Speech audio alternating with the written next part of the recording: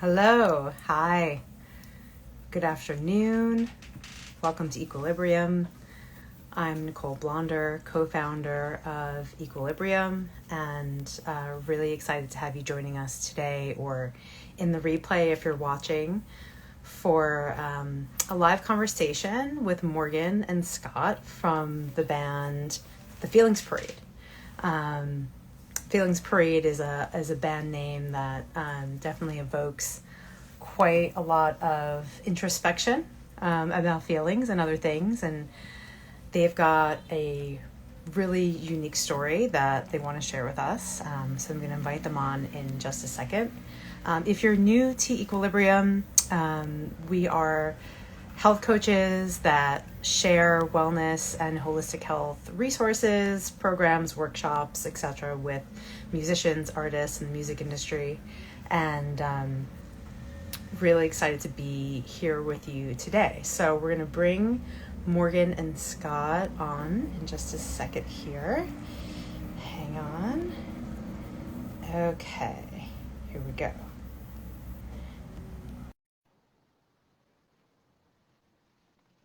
Just a second. Should be able to get them on. Hello. Hello. Hi. Oh, I love that you're both so cozy in the frame there. Nice to see you guys. Good to see you too. Yeah, thanks Thanks for for, having yeah, thanks for being here. Um, oh, we've got some more people joining. Thanks everybody for tuning in. I was just giving our audience just a little bit of background, but not much. So I would love for you guys to give a little intro, where you are, what you're up to lately, and yeah, just fill us in. Cool. Yeah. So I'm Morgan. This is Scott. Hello. We are in Sebastopol, California, north of San Francisco. And what have we been up to lately? A lot of music and a lot of promoting the music that we made. That I would say that's like the main thing. hmm Yeah. yeah, we've been emerging out of a stretch of being um, almost entirely like tucked away, making it through a medical crisis while making an album. And Oh yeah, that. we were close to being done with it, or we thought we were, when Morgan had a big unexpected seizure, which ultimately led to her needing brain surgery. And this was happening at a time where we were between homes um, during the pandemic. And so even a normal uh, time, if something like that were to hit, we'd be able to couch surf in sort of a normal way. So it just led to this really exceptional stretch of challenge. And I'd say right now we're like notably out of that. Yeah, And we uh, made it to the other side. yep, yeah. Yeah. Yeah, that's good to hear. I definitely want to dig in on some of that. Bless Bless you. you. Yeah, you guys have a really interesting story, and I think maybe a good, well, let me think where we should start. I think one of the things that has struck me most is that you're called the Feelings Parade, and I think one of the things that we talk about a lot, especially with artists directly, is sort of feelings, right? Like important, often ignored, not really addressed in our society, and like to kind of talk about like the importance of feeling your feelings and the role of creativity, and how that works for you. I know that you guys met on a tour called the Feelings Parade. I don't know if that was just sort of like prescient, or if that's like something that you really embodied or felt was true for you before you came together, but I'd love to you to speak to that a little bit. Yeah. We actually met at an event called You're Going to Die, which is right in line with the same sort of things. That is a space held mostly in San Francisco, for people to share creatively in the context of mortality. So not necessarily sharing about death or grief, though it usually is. Um, People gathering who are willing to share in a space where where death is in the room. And so it's no surprise that we both were pretty committed to um, feelings and going deep. And one of the wonderful things about You're Going to Die is it's the laughter in that space is unprecedented. I mean, when things are funny, when things are joyful, when things are celebratory, it's able to reach such high peaks because the dynamics of our collective willingness to feel expands. And so it goes in both directions. And I'd say that's become a pretty strong principle of the Feelings Parade, is representing both. And so if we enter into a space that's too self-serious and somber and like unnecessary, like that can feel disingenuous just as much as the like everything's good, everything's great, cheery. And so I feel like we kind of Totally, yeah, the balance. we go for balance. And so sometimes that means we're cracking a joke in a like overly sacred space, you know, and it's like overly sacred. Well, I mean, you know, yeah, like somber, taking itself really seriously, right, kind of space. Yeah. Yeah, irreverence and reverence woven together. Yeah, and then the Feelings Parade name, actually. So we met and we both had our own solo projects, and then started playing together more and more, but very casually and with a lot of we thought that our music and what we were doing was so different that it wouldn't even work to share a bill as two separate acts. We were like, oh, well, we do totally different things. Your music's over there, mine's over here. Like, good for you. But then we started playing together, and we went on a tour the first summer, and it was two separate acts. You know, one of us opened, one of us, and it was a house concert tour. And we called that one the Come As You Are tour, which is the same kind of sentiment. Like, whatever it is that you are bringing, there's room for it here. We would like to hold you there. And then the next summer, we had plans to do the same thing, but to do one set instead, and pass the songs back and forth, because that first tour got a little bit awkward. A lot bit awkward, because we had shopped for all of our merch together. We had helped each other out. And so what ended up happening is we had two identical merch setups. Same color shirts, same everything, except one had Morgan's design and one had my design. Morgan's stuff was flying off the shelves. And I had just finished Magnum Opus of a an album that I had poured 3 years into. It was in honor of my father after he passed away. I had 22 different musicians on it. It was this huge thing I had just finished. And I had that at the merch table. And Morgan had her album that she called Songs from My Living Room that she had made in the course of a few days. Yeah, well, I knew 7 songs at the time. Literally only, like, I had just started playing music, truly. And so, and then I wanted to go on this house concert tour, and somebody who was a really helpful mentor at the time, Jamie Hill, was like, you need something to sell. You need to record something. I was like, and he was like, you have a like little Zoom recorder, do it in your living room. You call it Recordings from My Living Room. I'll master it for you. Yeah. So, you know, it was one day, I'm sorry to say. Yeah. And I did each of these songs like one time, and and they were flying off the shelves because on that tour, Morgan had a video go viral, and a lot of the hosts were people who had heard her music. And so I was often getting introduced as like, Morgan Bolander is here, and her boyfriend, you know, or just like, and this other guy, what's your name again? God. I was so impressed. At this point, Scott was really an established musician already, and I really was like a sprout. You know, I was really just starting, so I like the humility that you must have had to exercise. Either have the humility or just pretend and just. Well, you did a good job for the most part, except for that one time you looked at me and said, I'm fuming mad right now.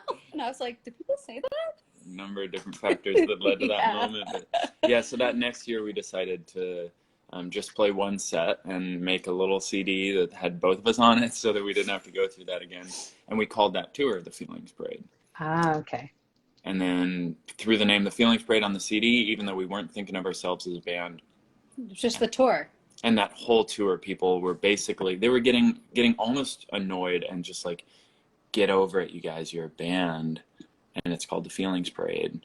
And you can stop it with this, like, we're two separate solo acts, because they were seeing something that we hadn't seen yet, which is that there was something in the togetherness that was way beyond what we could see. And it's kind of felt that way the whole time. Like we've been led by the entity of the Feelings Parade way further than anything we were able to see or anticipate or plan.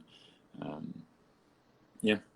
Beautiful. Yeah, I love that because it really sort of, you started off talking about how you sort of have set up spaces for different kinds of feelings and emotions and for people to feel safe and to feel healing through different ranges of feelings and emotional experiences, and not just in the realm of like bypassing, like you're fine, everything's fine, sunny, which we talk about a lot, is just sort of like slapping on a happy face, and you know obviously that doesn't work. So I love the processing of that, not just through your music, but also like live in real life, like with the audience, and really having sounds like what is an exchange of emotion and energy and stuff is really beautiful. So yeah, thank you for that background. It does seem like the universe is like pulling you together, and really truly like, you guys have a new track out today, I think is A Lot to Hold. Is that the Yeah. track? And Yeah. it's really like so beautiful, just the harmony, really just that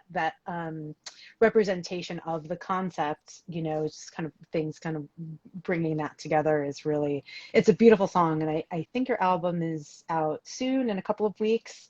Yep. Yeah. Um, yeah, which is really exciting. And I'll say that for the track that you already have out, the artwork that you have associated with it is also very, there's like a visceral quality to it. There's a lot of feeling through the art. So I just kind of love how you guys have sort of put that all together. So yeah, I think that's beautiful. And one of the other things that I was sort of in this vein that I was reading about you guys, or maybe there was a quote from one of you that kind of talks about empathy and kind of needing to bring more empathy into the space or with the audience or kind of other people. And I wonder what that would look like for you, like in a practical sense. You're sort of doing it in your performance and in your creating of space, it sounds a little bit, but I'm sort of like, in this world where we are today, and all the things that are going on, you know I think there empathy is not a growing concept, but I feel like in the last several years I've seen more attention being brought to it, and kind of people trying to utilize it more in not just like a personal relationship context, but also in a greater context. So I'm just curious if you have a thought about like, between artists, between fans, within the industry, like what would that actually look like for you to have more empathy? Yeah. Um, it's a really good question. Are you able, we all froze for a little while there. Can you see us and hear us okay? Yeah, I see you guys fine. Can you hear me? Yeah, Okay, good. great. We were out, but we couldn't see your face moving anymore.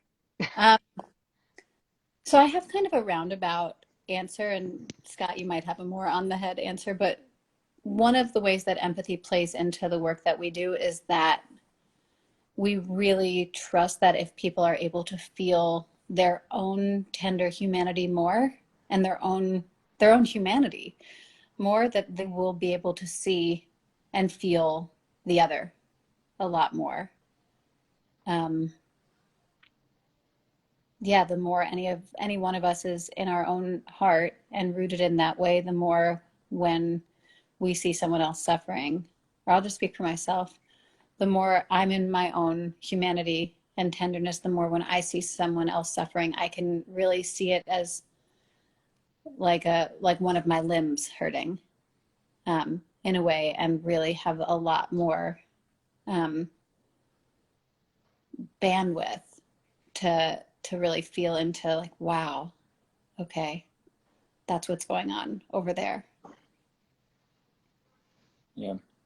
Yeah. The version of it that came to mind is like, to what extent we are either offering pressure and things that might be challenging, and like pushing ourselves in the audience to go deeper, or laying off, playing That's a a good funny one. song, doing something soothing. And I think that a big part of our practice live is really playing for the room and really like offering what's actually needed and getting out of our own way with the thoughts we might have of, oh, here's the demographic we're playing for right now. Here's what these people are all about. Here's what they either can or can't handle. Mm-hmm. And as often as not, we're wrong about that. And a set list for the Feelings Parade is always a rough outline Mm-hmm. because sometimes we'll get to, we wrote down that it's, time for this funny song and we can both feel it. Like people do not want that right now. I need it. They've been thirsty for this depth and for the grief and let's stay down here. And then other times we look down and it's like we had planned on going all, heavy and taking people down there. And it's like, I think it requires a lot of empathy from us to really stay tuned into the room, to actually be in the room and respond to that, our own, thoughts about what might be needed. And definitely, oh my gosh, for like amongst musicians and amongst people like doing it in a, committed all in kind of way, I just feel like there's no lack of opportunities to just be to empathize with one another. And it's like we've actually noticed that the same way that when people have kids, they often end up spending most of their time with other people who have kids, and that there's this experience that nobody else can understand. And so being around other people who know what that is. And I've watched over the last few years, I've watched our friend group and our inner circle really, for the most part, get distilled down to people who are making offerings for the world that they believe with their whole heart, and people who are kind of all in a way, because there are challenges associated with that I think are really quite private most of the time and are pretty hard to articulate for somebody who hasn't experienced it.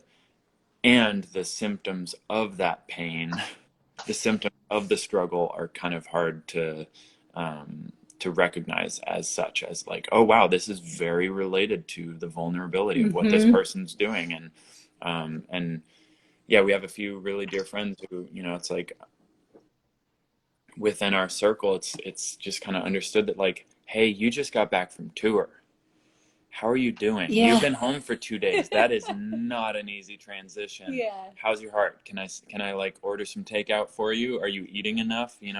And similar with like your album just came out yesterday. Like, do you need to talk? Yeah, how you doing? Yeah. That's incredible. I'm glad that you guys have that community. I think it is so important. Like you said, it is such a singular experience that is hard to relate to if you don't have that experience. And I think, in our community, I know folks tuning in right now, there's artists, there's industry folks, there's people unrelated. So I think it's good for everyone to sort of, be able to relate to you guys as people and understand like, your experience on that end. And know that it's sort of, it is important for artists to be connected in that way and kind of, check in on each other in that way. We talk a lot about life on tour and how much that impacts you and how challenging that is. So it is something that obviously has to be acknowledged and addressed. I want to dig into a little bit something that you mentioned kind of at the top, which is sort of a bit of big part of your story, which is sort of the health and wellness angle, which is one of the interesting parts of your story for us, because obviously not that it's a positive thing, because it obviously quite horrific experience for you, Morgan, to have an intense seizure and to have brain surgery. And it's obviously such a big stamp on the music that you've made. And you have these voice memos woven within it, which are like so, startling, but emotional, but, really very impactful. And so, I don't know sort of since you guys are kind of like a newer duo and this is your first record together, but you sort of did have a musical life together before this, how, sort of like a big question, but how has this changed your approach to being a working musician? It's obviously probably in every way, but I guess, specifically, Well, I don't know. You can answer that however you want. I'll leave it there. Yeah. Well, first off, I'll say that the seizure, sure, in some ways was a horrific experience for me, I'm sure, in like an embodied memory kind of way. But in the mental way, it was a way more horrific experience for Scott, who was conscious and needing to handle everything while I was like really out cold for over 8 minutes. So just wanting to acknowledge that. Yeah. And the impact of the brain surgery, and like after the seizure for a few months, between the seizure and the surgery, um, I don't know how else to explain it. Very raw. It felt like my senses were raw. The thing was in a sensory area of my brain, so it also did this interesting thing of amplifying these symptoms that I'd been having for years and years, but wasn't calling them symptoms, was just calling them Morgan sensitive. And sometimes like loud noises are too much. And wow, she's a tender muffin, and like how quirky, she just invited people over for dinner and then said, I have to go to my room, but I love you. Don't knock, Wow. And yeah, looking back on that, like, yeah, it was really interesting because it was just those symptoms it was the same texture of feeling, but amplified. And so, we were in the car on the way to Sebastopol actually to a house sit. And Scott had managed to get all of the gear in one car that day, which we'd never done before. We'd moved the studio like 8 or 9 times. And that was a product of, we're trying to hold this album while needing to move homes a bunch. And because of the pandemic, we were kind of like staying in quarantine length stays at different places. While looking for housing desperately. Yeah. And so, yeah, Scott actually managed to get everything in the one van, first time ever. This is our whole home studio. So this is like everything we needed to keep working on the album. Yeah, and it was on the road that my seizure happened when Scott was driving. We were supposed to eat. Yeah. And we were going and we were planning to finish our record at that house sit. After the seizure, my brain could not tolerate I don't want to say the one thing that was the one thing that was most needed, Yeah. which is listening to a tiny, teeny bit of music again and again and again and again and again, and making decisions. So that definitely changed our workflow quite a bit. I was not well. Mm-hmm. So that's one way, during that time. And then healing has been a journey. I'm almost a year and a half out and doing better all the time. And like, I'm still dealing with it in some ways, in some moments. One of the things that we were really grateful for is being in touch with other people who had been through brain surgery, because I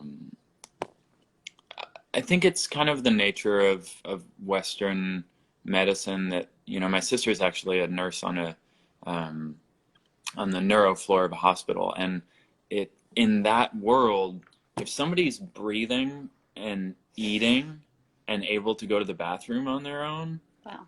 like, you've graduated, you are fully together, you're good to go. And Back to work. And then life requires so many subtleties from us, so many different, forms of functioning that aren't gonna, get tested for. It's like, how do you do when you're camping for 3 nights in a row? They're not testing for that before they get you out of the hospital, and they're definitely not putting it on a pamphlet saying, like, you might notice these subtle things. And so, how do you do on tour? How do you do when you're on stage and there's feedback suddenly? Right. Which has been actually there's no pamphlet about that. That's a really like on the nose kind of example of how it's impacted things, which is that like a normal person's sensitivity to that, like, like terrible feedback sound. For me, it's like it's through the roof. Honestly, it makes my body shake. It makes me feel like I'm close to having a seizure. We actually played a festival a month or two ago, and that was happening a lot, and I had to stop. I had to say, like, I'm so sorry, I can't. And it was really Mm-hmm. beautiful, because I guess the sound person couldn't hear us well He or was trying to something. troubleshoot at that moment when we were kind of talking about, you know what, everybody, like we were really excited to play more songs for you. And like we can't be up here talking about listening to your own heart and your own body and your spirit and your needs and then not do it. And Yeah. so what that looks like, we've had feedback in every single song. We have no reason to think it's not going to be in the next one, and it's hurting Morgan. So that's the end of our set. Thank you. So then from the back, Uh-huh. he was like, play more. And people in the crowd actually got really They were angry like, in a no, sweet you way. defend your Yeah, boundaries. Like, no, she said no, she that's said the end of the she's set. Like, done. all of a sudden the audience was like, just like taking the stand. It And was so sweet. And then it was super yeah. sweet because what we ended up doing was unplugging and getting to the front. There was like a plank, like a walkway plank in the Mm-hmm. front of the stage. I don't know what you'd call Mm-hmm. that, like a little peninsula, stage peninsula into the crowd. And we went out and everyone came real close and we played acoustic for the last song. And it was really sweet to see, yeah, how we could adapt and how that could create magic, by being honest in that way. And of everything from that set, that whole festival, that was more often than not the thing. People came up and they were like, you actually like defending your boundary and like representing your needs and your limitations like that. Like everybody here's talking about it, but like it's a wholly different thing to like walk that talk, and you both just did it, and that showed me like what's possible. It was, Yeah, they were like, you modeled it. Yeah. It was cool. Yeah. I mean, not only is that incredible modeling like for just your audience and people in the world, but also other musicians, right? And sort of like I think musicians, especially if you're earlier in your career or, depending on what type of music you play or where you play, Hmm. your needs are not as considered. Some yeah, needs are not as considered. Like you yeah, have to Yeah. have like your technical, you have to have the right backline, you have to, yeah. but like Yeah. the rest of it is sort of like often not really considered as important. And so I'm curious, as you're saying this, I'm wondering like, you know, do you now have conversations with, I don't know if you're represented by an agent or manager, or if you have a team on that end, or, people who are booking you in venues, like, do you have a conversation with them in advance that goes like, hey, this is our situation, this might happen, do you feel like you can or have had to do anything like that? It's so new that Yeah. we're dealing with really what, two handfuls of shows um, since the surgery. So Yeah, we haven't. yeah, it's been kind of like figured out as we go, and um, it has definitely come up as it relates to like even like time slot. And there was a festival that was like, we feel like you'd be perfect. Actually, this happened twice. We feel like you'd be perfect for closing night of the festival. And we were able to say, look, Probably not. we have no clue what state Morgan will be in after 3 days of camping. So we need to play toward the beginning of the festival. Camping and being around people and being on in a certain way. Yep. And I'll say, to answer the first part, we don't have a team and we would love one. So if anybody sees this who wants to be part of it, you just let us know because we'd We've like your had we've help. had a lot of wonderful help around the promotion of the record, That's but one of true. the things we have come to is we are so excited to be able to, Management, yeah, booking. have some more support there, because we've taken a really bizarre path. The fact that we had played, I think, 110 shows together by the time we were a band, like that's not normal. We had also gone full time with this project before we ever released an album. That's true. So they've just been, it's been really an interesting. We were talking earlier about how the project itself has kind of led us where we need to be, and it's been very different than the path that would have been laid out if we kind of said, okay, we're becoming a band and going full time. What's it going to look like? But yeah, I don't know. I mean, I think I don't think that we've yet really consistently been playing the kinds of venues where, so if I were to ask for anything and have it like upfront, it would be like a green room that's really like a quiet, isolated place, so that I can kind of downregulate and, you know, even though the thing that was in my brain is gone, there's still iron scarring, and that place still had trauma. And so it's still like the sensory stuff. It's wild to have sensory stuff as a musician, but it's also kind of amazingly ironic, you know, like we're like the feelings parade. It's like all feelings. Mm-hmm. So it makes sense. One of the things that's happened with every piece of music we've released so far is that we have this like meta, all of a sudden in our lives around the time of that song being released, it's like the same essence of this project that kind of has been pulling us along this whole time. It's like every time we release a song, it's almost like it needs to test us and make sure, like, hey, do you mean this? And hey, is this, making sure that this isn't just some like waxing philosophical about these different emotions and you know, human experiences. And it does feel like it kind of puts us through it. So maybe our next single needs to be like, it's so good to have a manager. Yeah. You're manifesting it through your song titles and through your, and I mean, very organically has come together, which I mean, I don't think there's anything weird or abnormal about that. In some ways it's like the most beautiful thing, because it really is very natural, as opposed to sort of four people that get together and like, we're a band, let's go on tour, but they don't really know each other, they haven't really experienced their music together, they're just sort of, you know, and there's nothing wrong with that either, like there's many different ways to do things, but I think that your story is very unique and very beautiful because of that. So, you know, it's sort of interesting how this has become and sort of defined your story at this moment in time, and just allows you to like further like almost explode open the idea of the feelings parade, because you can't not, right? Like your reality forces you to Exactly deal that. with what's in front of you. Mm-hmm. Yep. You said it.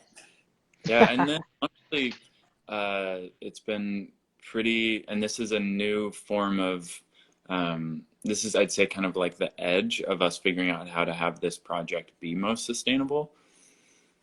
In us opening up in that way and sharing that part of our process, of course, people feel called to do the same.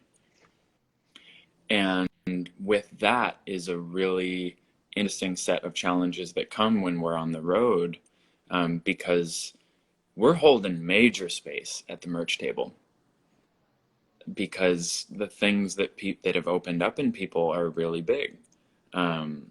And so, boy, talk about a moment where the needing to wear multiple hats is just at this extreme. You know, we've got one person who's just went through this big thing, is telling us about what it brought up in them and what they're going through. Right behind them, we've got a line of people. We just remembered we ran out of extra small in the sage green, and the swiper isn't connecting to the tablet. And there's this like, we cannot be all of these things at once. Actually, so much. Again, what we're going through is always like, there's always some reference to it in our lyrics that we wrote before we went through it. But the song today has like, that's too much to be. It's too much to be. No wonder why the ancient being of your body is so frightened. Like, we are all needing to be so much right now. And it's more than we can be. And so right back to the empathy of like, no wonder it's hard.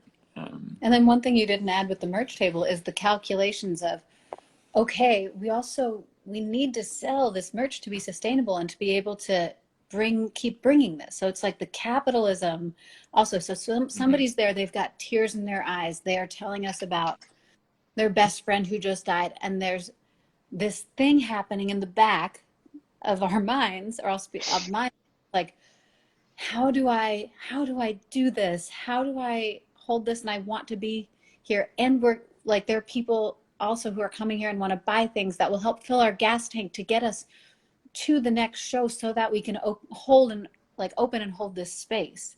I'm like, oh God, this is rough. Yeah. Yeah, you guys are being called to balance a lot. I love the lyric of that song a lot, to hold, because it really is sort of like you listen to it and it's like, yeah, yeah, of course. Like, of course we're all sort of having these, different kinds of experiences that we may judge in some way, Yep. and it's sort of like the permission to sort of uh give yourself a break in some way, or really recognize like your humanity and the capacity of humans in reality versus the expected capacity based on capitalism and what's going Yep. on in the world, in 2022. So I think it is a beautiful song in that way. And I think that sounds like you guys need to have like a post-show group therapy session as a whole separate setup, in Yeah. addition to like your merch table, which may be like one of your, feelings paraders, as maybe I'll call them, will Yeah. help run for you or something. I feel like you Yeah. are trying to do it all, and I think eventually as your message grows, you will be able to resource additional support and help. But I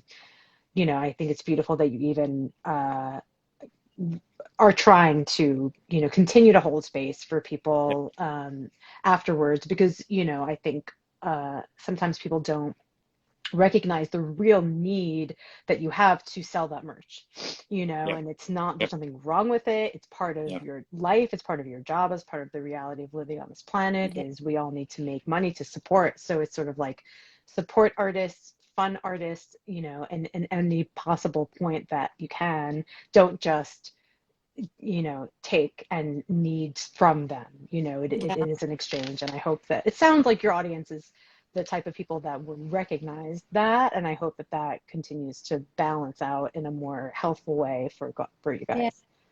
Yeah. Yeah, totally. Yeah.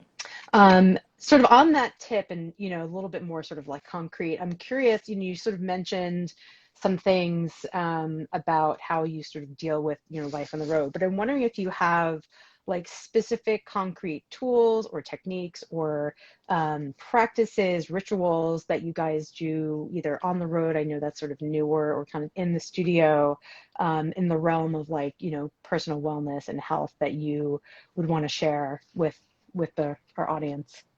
Yeah. Well, okay, so the on the road bit is newer post brain surgery, but it is like we've done, That's our main, like, yeah, we've had it before, that we move out of a home that we live in and we get into the Prius and we're out on the road for the first time in a while, and we both my have God. this like, we're home. Yeah, So like, in a lot of ways, this partnership was is forged on the road. absolutely, Yeah. like, that is actually in a lot of ways our home. And Um, um, yeah, but what I'll say is, so we just did a tour with our friend Josiah Johnson, and um, excuse me, at the end of it, the last day before we came home, I woke up and my back was just like fully in spasm. It was like I was in a world of pain. I could not move. And I felt like it was a really gentle way, actually, to get the message of like, hey, you need to get serious about caring for yourself on tour. I feel like both of us, and we've talked about mhm, this, like go into this kind of survival mode because it's quite demanding, mhm, and on several levels. And so we go into this like, all right, gotta like do the thing, move the stuff, set up the merch, set up, get the sound, do like pack it in, pack it out, like get to the next place, eat something. And for me, what I was realizing is I'm so nourished by playing that I can overlook that I need to be nourishing my body as well. Like my spirit gets mhm. so fed that I'm like, that'll trickle down. And it does. The thing that makes it so tricky is it does for like a Yeah, week. For like a yeah. week, we can actually run just on musical magic. But then, Yeah, like, it's taking it from the future. exactly. It's taking Yeah. it from the future. Because then it's not like after a week we just like coast out. No. No, we Yeah, crumble. yeah. We crash. We like turn on each other. Like it gets gnarly. Um, and so the real takeaway after this last one is like, oh, okay, yeah, that's not it. That's not sustainable. Um, we need to have, I mean, we've done this at home before where we have Star star chart. chart, which Get is your stars. get your If you stars. sit and meditate, you can get a star. And like, It's Do your amazing stretches, you get a how star. star motivated we both Drink are. enough water, get a star. You Yeah. know? Yeah. And you write down all the things like, okay, these are the things realistically I'd like to do Realistically in a is day. key. Realistically. And then you write them down, put dates, do a grid. I do little check marks, so it's a check chart for me. And just, we need to have that on tour. We need to be, there's no reason to not spend at least 5 minutes a day stretching. How many minutes a day did we spend stretching on this last tour? On average, I'd say 0 to 1. Yeah. So yeah, that's actually something that's evolving and feels really clear. And it feels, my therapist actually is awesome for one, and was kind of like,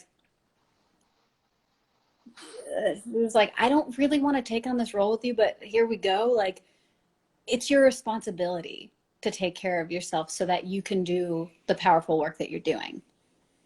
Like if you're going to be doing this, yeah, and she was like, like, I feel like I get paid to take good care of myself. The same thing is happening for you. Like, you need to take great care of yourself so that you can actually show up and offer the thing that you have to offer. And it's true. Yeah. Yeah. I think one of the stories that we are both susceptible to falling into that keeps us from taking care of ourselves is, this is exceptional. So, oh my gosh, the promotional cycle that we're in right now, if we're not careful, we fall right into like, this is such an exceptional time that all bets are off. We don't need to do our daily practices. I don't need to go check in with friends and spend a night under the stars and all these things that I know are necessary for me. And similar for on tour. And that's where I think deepening our roots into, this is our lives. We're both in this. We don't have a plan B. This is what we're doing. And so treating it as such. So whatever phase of things we're in, asking the question, like, if this were to never end, like being in a yoga pose and just being like, if I had to be in this for the rest of time, like, what would I adjust? What would I adjust, as opposed to just like, okay, I want to tough it out for however long.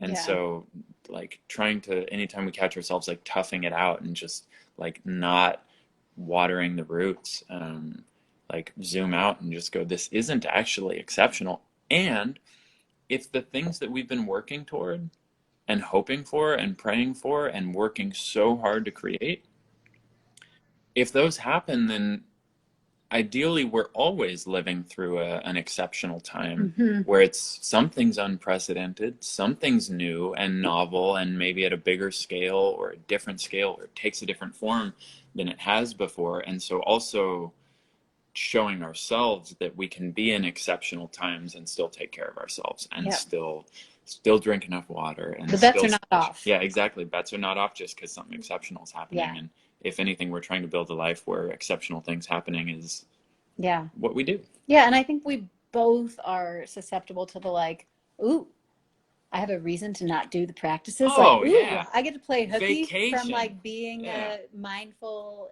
like intentional adult. It's like, vacation, exactly. Right. But like, it's a vacation of hell. Absolutely. Ultimately. I mean, yeah. Yep. If you let that kid part, the like teenager who just doesn't want to do anything except eat sweets, like, well, see how you feel in a week. Like, it'll catch up. Yeah. And quicker as time goes along. Yeah, my therapist, how's that working for you? I was like, ooh, damn. How dare you? How dare you ask that reasonable question? I like your therapist. Oh, she's the friggin' best. Yeah.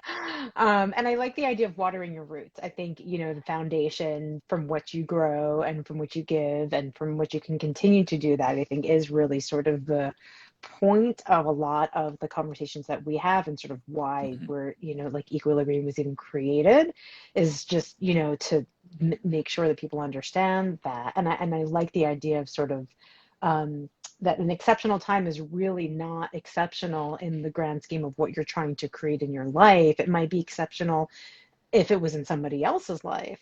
Right. And, they might think, well, whatever, you're on tour for a month, just like get through it. Yeah. And then when you get home, you'll have your life. But like, that's not how you're No. setting up your life, No. Yeah. Yeah. and I think that there is a lack of visibility for fans and people in the industry and sort of other people in the world to really how that exists for artists and folks that go on tour. That it's it is exceptional, but it's really just a lifestyle. And how do Yep. you make the adjustments? I love the idea of something visual that kind of keeps you honest, Hmm. because I'm also a very visual person and I don't have the chart, but I applaud it.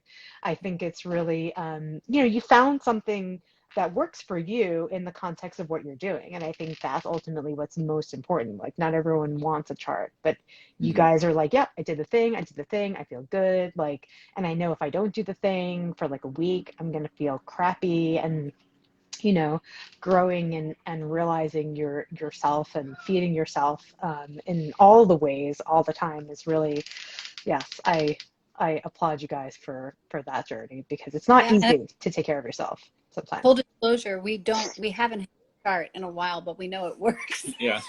But the next tour is like, And that's part of the learning too. Do the tour without it and just go like, oh, that's right. oh, this is This was bad. invented for a reason. We discovered this, and then you forget it, and you kind of are reminded very swiftly, like, oh, yep, this is why this is so critical.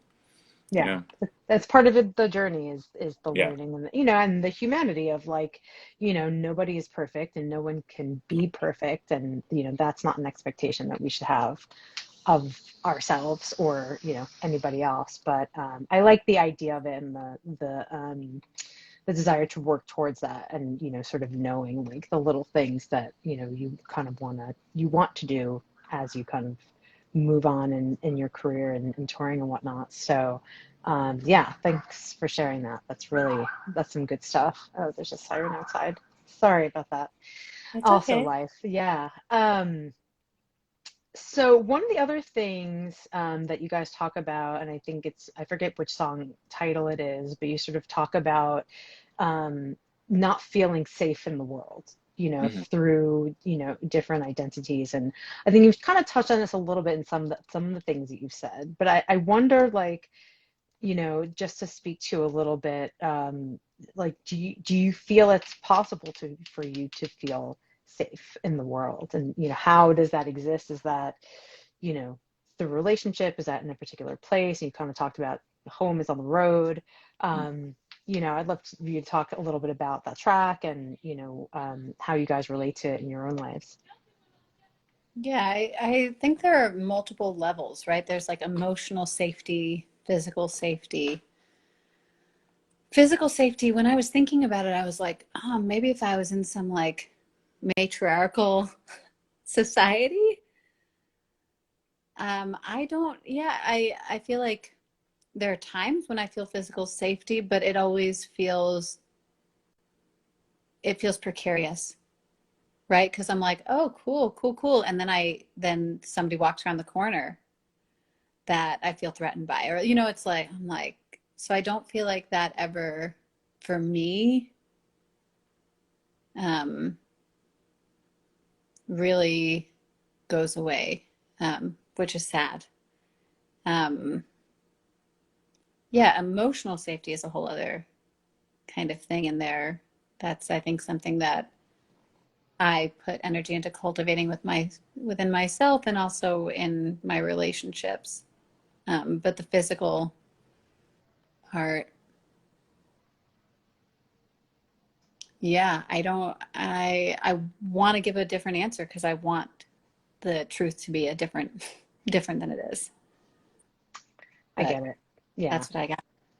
Yeah. No, that's good. Thank you.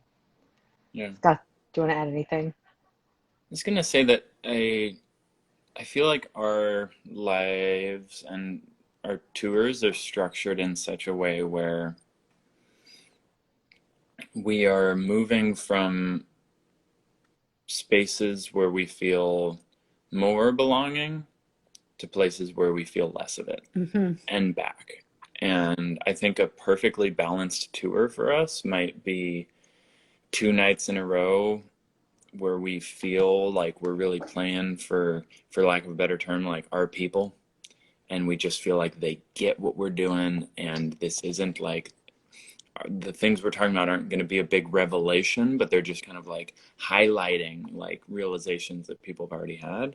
And then we play in spaces where the people who come to our show are desperate for those sorts of conversations. They aren't swimming in it. They're not in one of the places where these conversations are omnipresent and super abundant. And I do know that if we were to stay in spaces where we feel belonging and feel that kind of what I might call like social, cultural safety, Mm-hmm. that we would start to feel very itchy very quick, because it would feel like preaching to the choir. Mm-hmm. And what's the purpose of this? And it can be a little bit kind of just self-serving. Like there can be just an indulgent feeling when there isn't an active effort to bring this to places where it's not really abundant. And so I think our sweet spot has been some of both, and it definitely makes the places of belonging feel really, really, really sweet. Um, and it makes it so that our cup is full enough that we can go into spaces where, you know, where we feel less physically safe, where we feel like we belong less. We're kind of like, is this a town for dangly earrings? Where I'm like running through my own physical safety check of just like, and I've watched myself just change clothes Mm-hmm. just because I'm like, you know what? Of all the things I'm holding right now, like I do not want my like queer presentation to be keeping me from focusing on being able to play this show if I'm worried about my safety and really minding that that truck just pulled up right out front and don't really know who that is, like all of that. Yeah. And going to spaces where we wouldn't be asking those questions, and being in spaces where we wouldn't be challenged to, because then if we make it to that space, we do our thing, whatever amount of our authentic self that we decide is like safe to bring and share, chances are the people who need it and get it there are going to be so nourished Oh by yeah. it, water in the desert. And I feel like there is a responsibility as a touring musician to like be the mycelium that bring the nutrients that are really abundant in certain places, bring it to the places where it's not so Yeah, much, totally. and then bring the wisdom from those places, because people also then cultivate a very different kind of like fortitude and strength and like solidarity and Yeah. practice of like actually tending community when community is like super abundant. Like in the Bay Area, nobody knows how to tend a community, because so many like yeah, people who think like you and have similar vibes. For so many people, I think that's so abundant that it's just kind of like Yeah. let it come, let it go. It's like there's Taken so for much. granted. Mm-hmm. Yep. And then in other spaces, like we just played a show where there was this like radical coffee shop that felt like its very existence Just was a just like a bastion. Yeah. flag in this town of, hey, this matters. And you know, other places where like during Pride Month having the rainbow flags out front is just kind of like, yeah, that's what you do for this month. Like And there it's revolutionary. there it felt like, you know, it's putting their safety, putting their business on the line to say like, here's what's going on here, here's what Mm-hmm. we believe. And so getting to bring it there has a whole different Yeah, like oh yeah, purpose. So totally. And yeah, there have been places that we've toured where I have felt nervous about people learning or finding out that I'm Jewish. You know, like it's we really take it, we do our best to be like, okay, we're going in.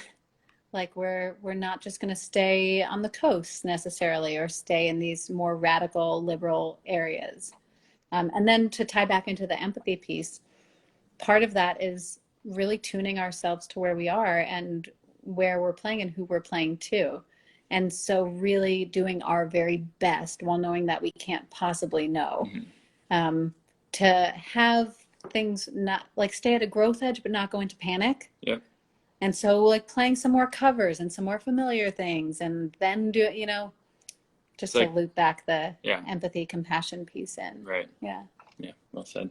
Yeah, that is. And also sort of being present with yourself and intuitive to what's going on with you, what's going on with the audience, being very generous, but also having your boundaries. Like that's, you know, that's a practice. That's doesn't come natural, but you guys obviously, you know, as you do that, as you've done this more and more, and as you continue to, this sort of becomes your, well, probably will become you just, you know, your norm. And I think, you know, just to honor how incredibly generous it is for you to be and brave to go into spaces where you may feel some degree of not safety, you know, and you're not just kind of playing at your local coffee shop or your local bar or wherever, you know, and where you know everybody and everybody knows you for, you know, for all eternity.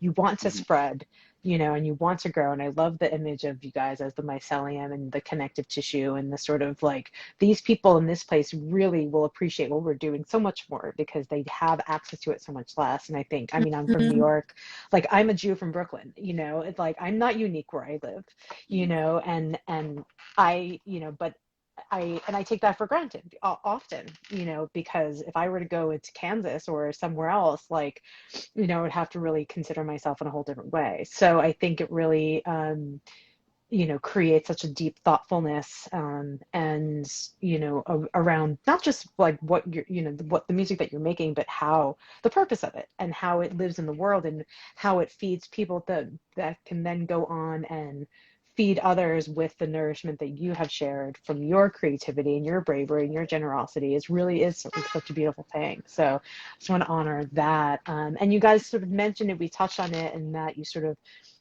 have part of your identity is, you know, within the queer community. And you know, I think that the idea of like pride flags during Pride Month and, you know, kind of making a statement or what you're wearing or how you're presenting or not, I think, you know, in some communities sort of seems like normal and not thought of, and obviously in other communities it's a totally different conversation. You know, I wonder, you know, how beyond what you've already shared, like how it plays into your lives and your music, and what you want people to know, and even what you would like to see, you know, changed in regards to that in the world and the industry. Yeah. The first thing that comes to mind as far as like what I'm aiming for and hoping for is just distribution of the weight, distribution of the weight of changing the cultural narratives. And I think that a lot of us who have the privilege to pass, whether that's like on gender lines, sexuality, like those of us who are chosen expression and presentation is something that can pass. And so we then have the like privilege of choosing to either bring that in or not bring it in, to be at our own edge of bringing it in when we can, and stretching toward that, because it's a funny analogy, but I remember when cannabis was first being made legal on the West Coast, and I had this feeling of just like, man, if everybody I know who smokes weed would just plain and simple say that they smoke weed, this conversation would shift so quickly. Because I just knew plenty of people, especially in older generations, who were like, I do, but I keep that to myself. And similarly with like sexuality and gender, people are like, well, yeah, deep down inside, I believe that gender is absolutely a construct and it's arbitrary. And certain times of the month, I feel much more like a man than I do like a woman. And if everybody were to stretch to just be a little bit more honest about their queerness, about the amount of gray area that they have benefited from being able to explore, I think that the weight would be distributed more evenly off of the people whose authentic expression doesn't leave them a choice, that puts them right in the center of the crosshairs of that conversation and the risks associated with it, which are life and death, and or can be, and our career versus loss of, it's just, it runs so deep, getting fully, kicked out of your community. So yeah, distributing the weight, I guess it's that same mycelium project of just like, where can we take where there's an abundance of, liberation and feeling of safety and like matter of factness about just, oh yeah, everybody somewhere on the spectrum, taking that and distributing it to places that are still really stuck in the binary. Yeah. Yeah. No, that's really an interesting concept, distribution and representation. I think that's really important. And honesty, Yeah. and sort of acceptance in a wider sense, is like a big part of that. We're going to wrap up in a few minutes. I just want to invite anyone who's with us now, if they have any questions for you guys, to drop them in the chat. And I so enjoyed talking to you guys and learning about you, and really like appreciate your ethos and sort of what you're up to. And I wanted to ask if there's, anything else that you guys want to share about anything, about your music and the world, each other, that we haven't talked about, because obviously we kind of talked about a lot of different things, but I just want to give you the floor to say whatever else you'd like to share. Thanks for that. Yeah. I've loved talking with you. Also, I feel really on the same page. Yeah. Another New York Jew makes me feel right at home. Yeah. I mean, you want to go? The thing that's coming to mind is just, it feels like our thesis right now is just what A Lot to Hold tries to name. Just there are so many good reasons why any one of us would be like really hurting right now. I just want to see more of us coming together around that, with the shared understanding that the setup we have, especially for artists, is just not easy. Not easy. We're in a time of lots of possibilities and lots of potential, and there are so many things that make it so damn tough. And I think we're up against some really new challenges as artists. I was just talking yesterday with a friend about social media being a really unique addiction for musicians, because if you're, whatever your other drug of choice is, and all of the drugs that music and different forms of addiction that musicians have struggled with, they were always able to play their instrument and do their craft while they were on it.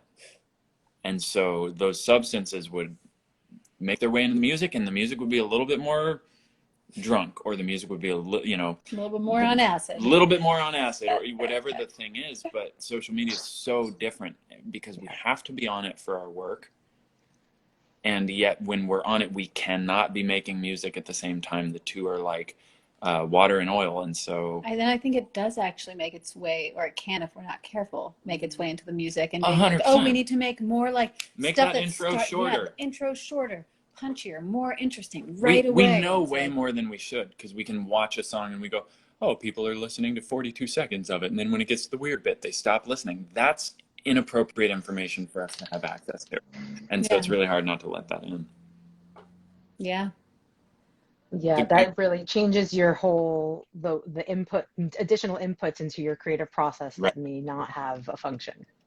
Yep. And then I'd add that it's a really exciting moment for us. We just released this song today that's one of our friends actually referred to as the heart of the album, which it's a heartful album, but this is the heart of it. And so we're really just so happy to have it out in the world, and to have the whole album out in August. And then we're doing a big release show with the organization where we first met. You're Going to Die is putting on our release show in Berkeley. Amazing. And we're going all out for it, and very excited. That's great. Are you guys going to be kind of touring on and off throughout the rest of the year? Where can people find you? There's one tour that's kind of like, we're making a decision about whether it's going to happen or not, but part of our plan is to do this all out pull out all of the stops, play the album top to bottom in the setting that we met in, and just do this huge show. We're gonna stick around long enough to honor the album and give it some more love, and then we really intend on disappearing for a couple months. We intend on kind of the opposite of going on an Yep. album release tour. Maybe we'll do Yeah. the tour after. Exactly. I'm trying to walk my talk. Yeah. We have just been through so much that it'll be after this album cycle, and after we have released this giant thing, we will be in some major postpartum Fourth trimester. We'll have some fourth trimester quiet time over here at the Feeling Afraid. So that's the plan. Yeah, people can stay in the loop with us on Instagram. Our email list is better. Instagram, I've noticed, especially on days where we're excited about things, cuts how many people sees the things that we share by, like, I don't know, like 80%. It's astonishing. So sure, follow us on Instagram, but the email list is really a better way. And our website, you can get on that via our website really easily. Is that just thefeelingsparade.com? Yeah. It is. Yep. Okay, cool. Excellent. Oh, so sweet. I'm so grateful for the work you do in the world. This is so neat. Really wonderful to be asked about these things that are such a big part of our lives, but don't often come up. Yeah.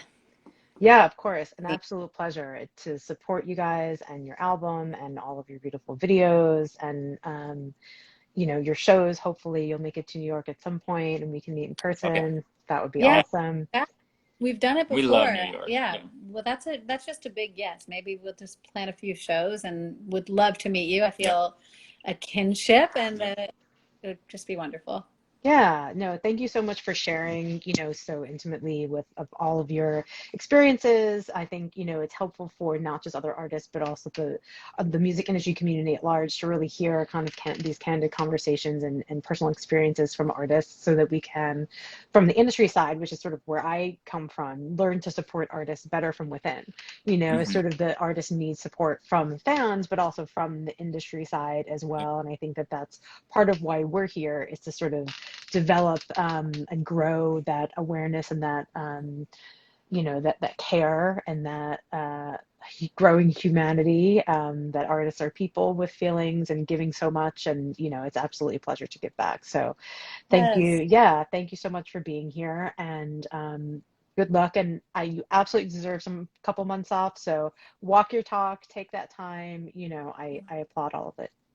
Yeah, and thank you so much for what you're doing. It's so needed, and I'm just so grateful. Yeah, thank you guys so much. And for anyone that missed watching now, who missed any of part of this interview, it'll be up. The whole thing will be up on our Instagram, so you can rewatch it and dig into all the nuggets of gold that you guys shared. So wishing you a beautiful rest of your day and rest of your week. And we'll catch you soon. Look forward to it. See you. Okay, take care, guys.